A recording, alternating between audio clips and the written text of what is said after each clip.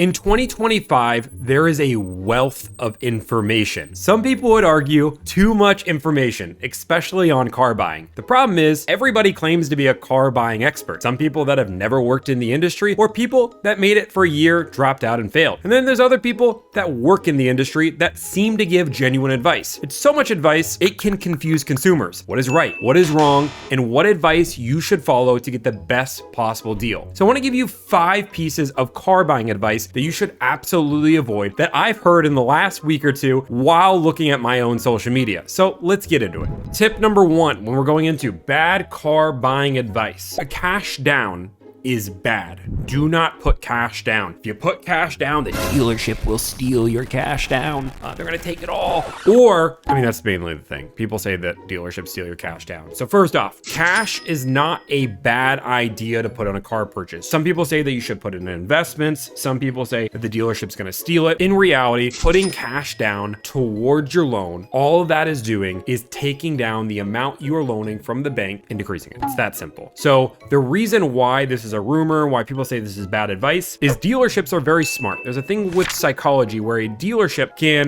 have you agree to numbers with the salesperson at $40,000 out the door. You go to finance and they pitch you all their products in the world. They say, hey, paint protection, theft, tire wheel warranty, maintenance, gap. And then when you go look at the out the door number, it still shows $40,000. The thing they don't do on that first sheet is add your cash down as part of your out the door, but on the purchase agreement, they do. So when you see $40,000 twice, you don't think twice of it. And you'll notice, especially in the back office, the finance manager, when they get to paperwork, will normally go relatively quickly. They'll try to go quickly, they'll touch on things really quick and just tell you to sign. The way to avoid this is just to make sure you look over all your paperwork. Confirm if you put $10,000 cash down that the price is right. Confirm the numbers you agreed to are the numbers you agreed to. Double check your cash down. Don't think that putting cash down is a bad thing. You don't need to put it on your first payment. Like that saves you a few, maybe $100 in interest. Just put your cash down at time of purchase and learn how to read a purchase agreement. But I'm telling you, dealerships at the most part aren't stealing your cash down. And if they are, you can easily see it by reading the purchase agreement. Number 2, bad car buying advice. This one I hear all the time. This has been mainstream for a while. Hide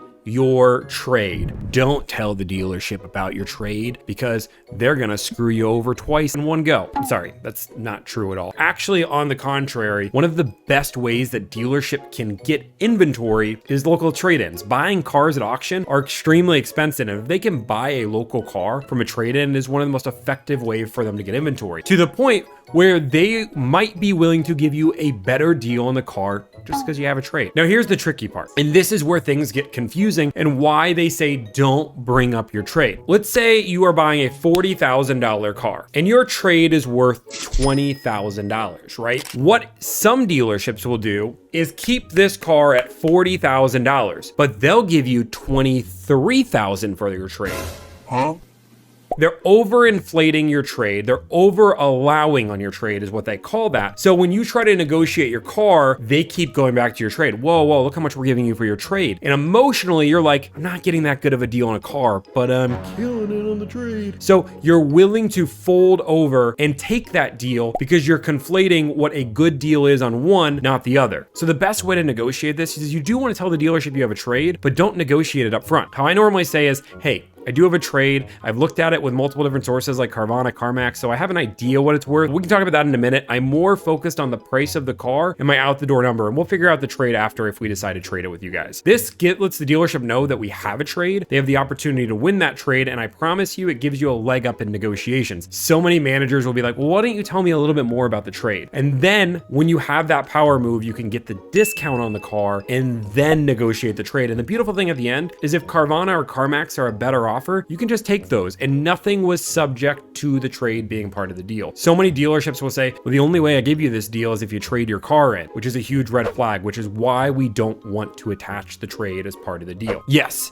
they're holding ACV on the trade. They're giving you more than ACV on the trade. And again, the other part of the problem is you really always don't know what your trade is worth to a dealership. So by throwing all your cards out there, it just makes things a little bit more confusing for the everyday consumer. It makes things simpler. Now, you don't get tax benefit when you sell your car in private party. So you have to understand that. So when the dealership brings up all these tax benefits, there's some truth to that in a lot of states. But when it comes down to it, you do want to separate these, but you do want to let the dealership know you have a trade. It's important to let them know they have the opportunity to win a trade, just like there's an opportunity for them to win your financing. The third worst car buying advice that I see, and that is email letters or call scripts. There are certain companies that sell or give away free scripts that you just send this email to the manager and you CC 48 different dealerships and you're gonna get the lowest price and you just get to sit back and laugh. I'm telling you, 95% of dealerships are just gonna ignore that email altogether. You do not want to give, email lists just don't work. You guys have watched these calls 1,000 times and you guys can tell when a dealership is reading a script, right? When you see the salesperson reading a script, you guys are in chat laughing and the comment section is blowing up. That person's on a script. They don't have real skills. I'm telling you, when it comes down to it, the salesperson sees that right through the bat. And any person that doesn't have the confidence to just write an email, the dealership knows they can pull one up on them. So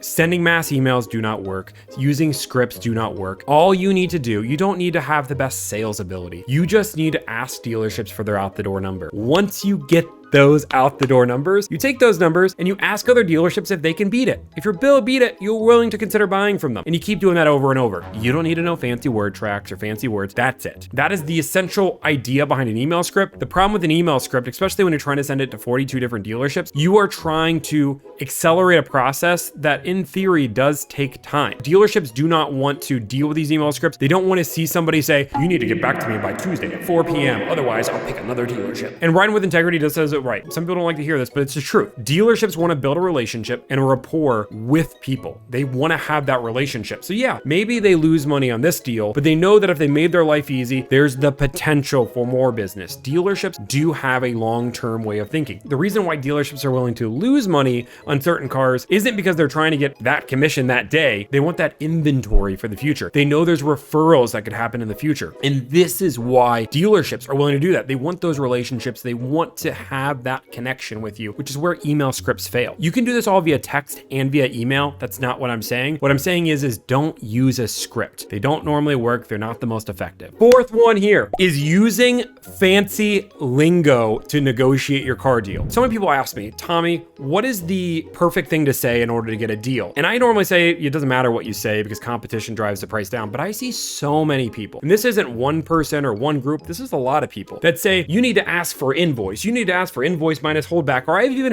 heard people ask for holdback assistance. When it comes down to it, throw all of that lingo out the window, because realistically, you are not trying to work at a dealership. You are not trying to run a dealership, and you are not trying to understand the dealership life. You're trying to buy a car, and you don't need to understand this. Some people are like, Tommy, if I understand all this knowledge, I'm just gonna get that much better of a deal, right? Wrong. That's not how this works. You're not gonna get a crazy better deal because you know how to use their language. On the contrary, if you start telling a dealership how to do their job, doesn't normally turn out well. Just think about it. When you're at your job and somebody says, well, I'm pretty sure you're doing that wrong. Let me tell you how to do it right. How do you react? Okay. You're normally like, you know what?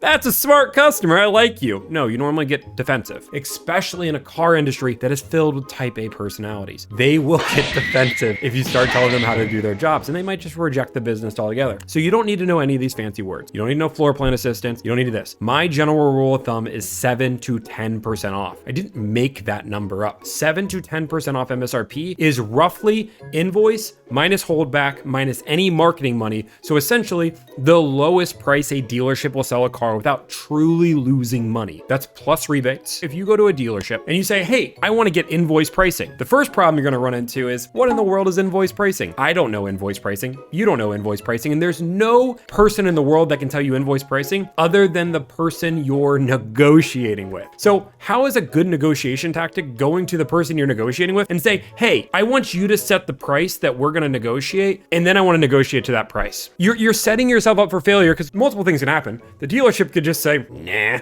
I don't want to give you that. Nah.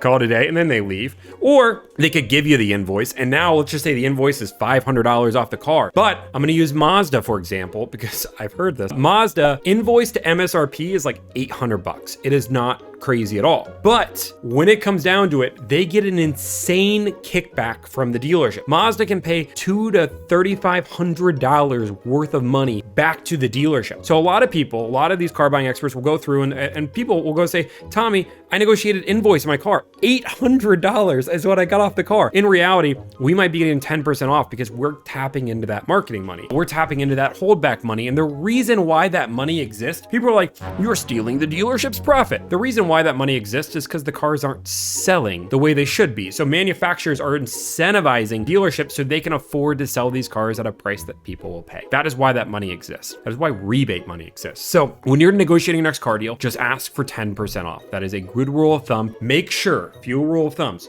that there is no dealership add-ons. You don't want to pay for their paint, their theft, anything along those lines. And the 10% does not include any rebates. If you can get to 7% on most cars, it's a win. Now, there are some brands that this rule is a little bit tougher on because they don't get the same kickback from the manufacturer. I'm going to use Kia and Hyundai as really good examples. Sometimes getting $1,000 or $2,000 off a Kia or Hyundai is a good deal. Not everybody can do 7 to 10%. Just give me the Tommy deal. I like it. And the last bit of car buying advice, and this is mainly from dealerships. This is not many from the car buying advocate. This is kind of went down. Some of them used to say it, but now it's it. But the final worst bit of advice that I hear all the time is your presence is power. I hear dealerships say this all the time. If you want to get the best deal, your presence is power. I'm sorry, this is a load of BS. And logistically, if you just think about it, it doesn't make sense. If we talk about the biggest driver of price, it's actually competition. Competition drives the price down. If a customer is in any building or any business, price doesn't just go down because you're there. Yeah, you're showing you're serious, but when it comes down to it, presence is not power. What is really power is your commitment to buy. If you say, hey, if you do this, I will put a deposit on this car right now. That's a serious commitment. That is as serious as a commitment as if you do this, I will sign the deal right now. Dealerships will take that.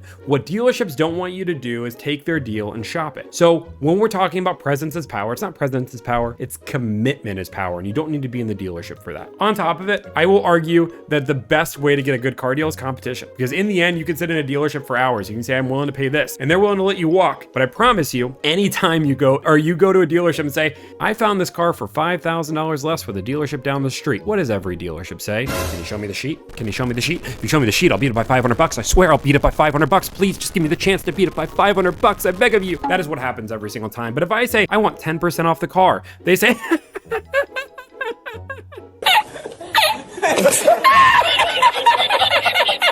where'd you get that silly number? Where'd you get that one? And yeah, in theory, some dealerships might say, hit the road, Jack. We're not gonna give you that discount. But I'm telling you, almost every dealership is gonna wanna see that offer before they do that. I'm telling you, there is very few dealerships that if you say you have numbers out the door at another dealership, and if you beat it, they'll buy it, that a salesperson isn't fighting for those deals. That's what happens. So these are the top 5 worst car buying advice. I have a question for you guys. Do you guys want to see more videos like this? Do you guys like this kind of content? I know we do a lot of negotiation content here, but I want to teach you guys what I know. I want to give you guys real advice. So let me guys know, we don't sell a course. We're not doing anything along those lines. It's just free advice for anybody who is buying a car.